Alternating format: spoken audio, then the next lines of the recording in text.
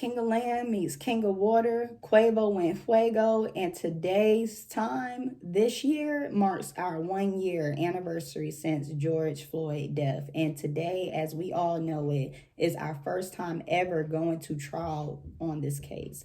Today, they have their witnesses speaking with some of the prosecutors on the case, explaining exactly what happened that day.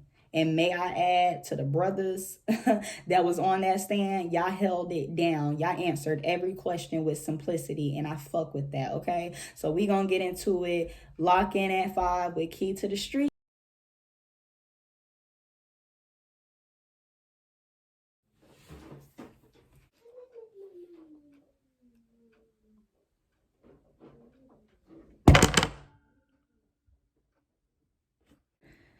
It's another day, huh?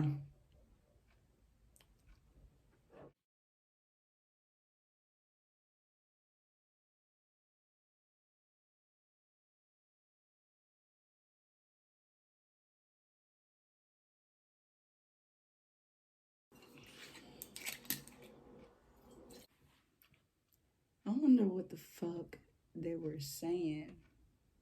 Quavo, man, you not going nowhere. Man, give me my shit, bro. You doing too much, man. I want to go in the walls. You never want to be at home with me. I'm bro. Sick of this shit. Fuck.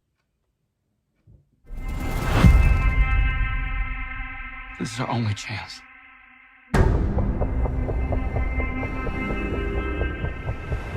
We have to take it.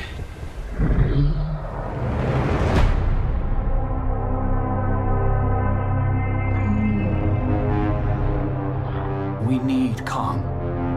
The world needs him to stop what's coming. And this child, she's the only one he'll communicate with. I knew that they had a bond. She had nowhere to go, so I made a promise to protect her. And I think that in some way, Kong did the same.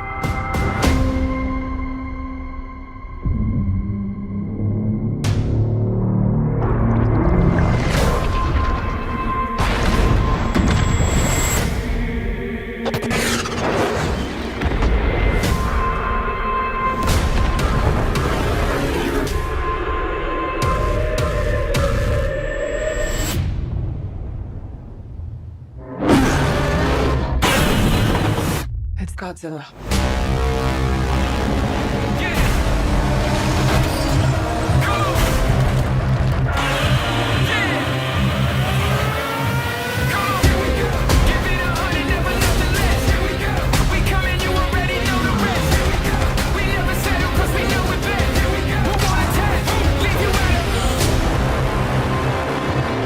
These are dangerous times. Godzilla's out there and he's hurting people and we don't know why. There's something provoking him that we're not seeing here. I'm of the same opinion. The myths are real. There was a war. And they're the last ones standing. I keep reaching for greatness because I'm built from it. Who bows to who? King Kong is going to beat the shit out of Godzilla, just to let you know. He's going to. Like, after watching the Godzilla movie, for real, don't get it twisted.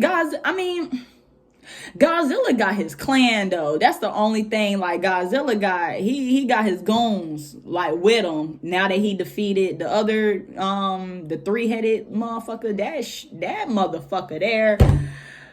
Jesus, that was an ugly-ass fucking creature. Like, yeah, that's how the fucking thing look. I hope it pops up somewhere on this fucking screen. That motherfucker was ugly as hell. Like, who the hell thought of that? Other than that, after seeing that trailer, I'm so ready to be done with this fucking episode because I'm ready to get in my bed and watch that shit, y'all. Like, that shit look fire. That shit look good. But who I think is going to win, I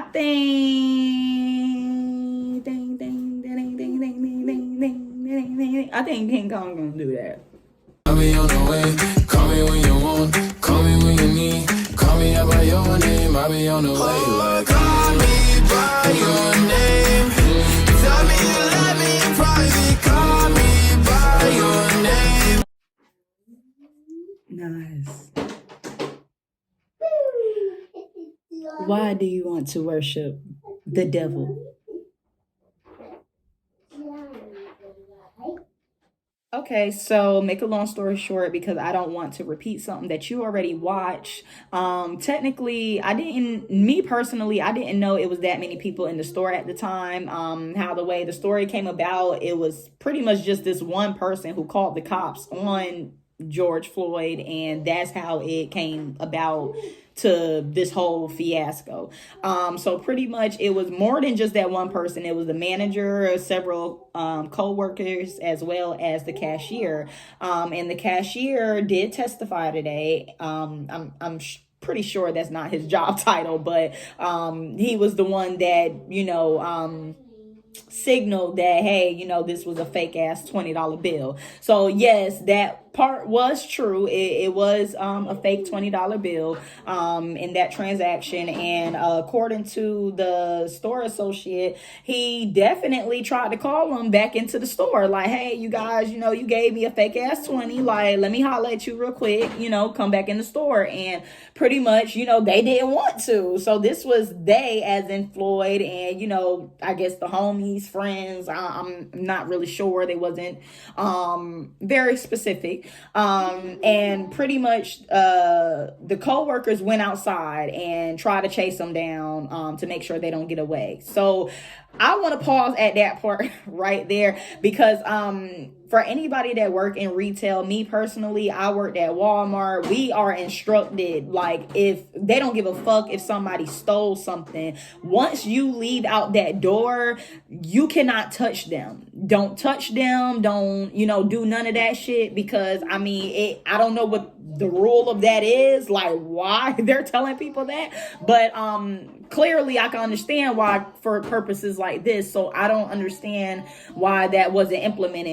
You got caught.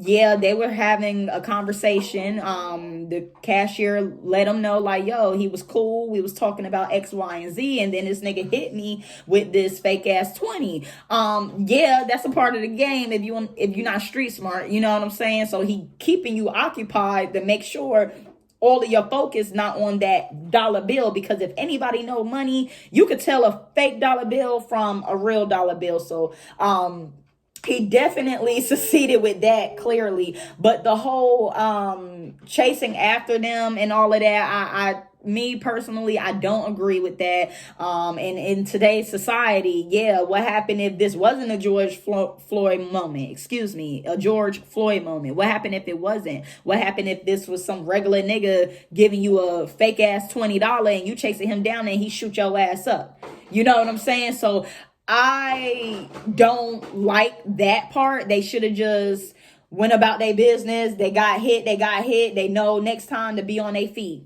They should have just took that L. But continuing on with the story, apparently the co-worker went to the car, try to get them out the car to come back in the store.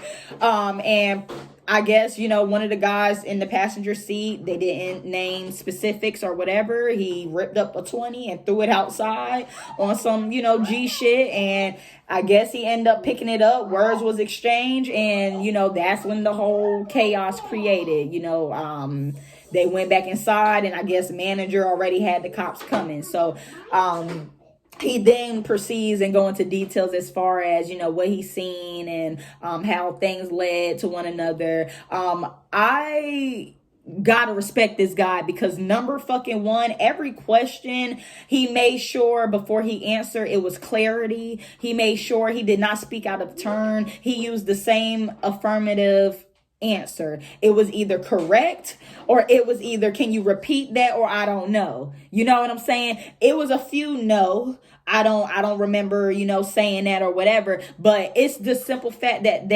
he answered it with simplicity. What I mean by that is it was straight to the point. It wasn't no, around the bush or whatever the case may be. He was real. And if he didn't remember, but if like, for instance, somewhere that I was watching, the prosecutor asked him a question about a specific statement that he wrote, but he didn't recall that. So I respected the fact that he was like, if it's there in the paper, then clearly it happened. I just don't remember. So it was just the answering that I liked it.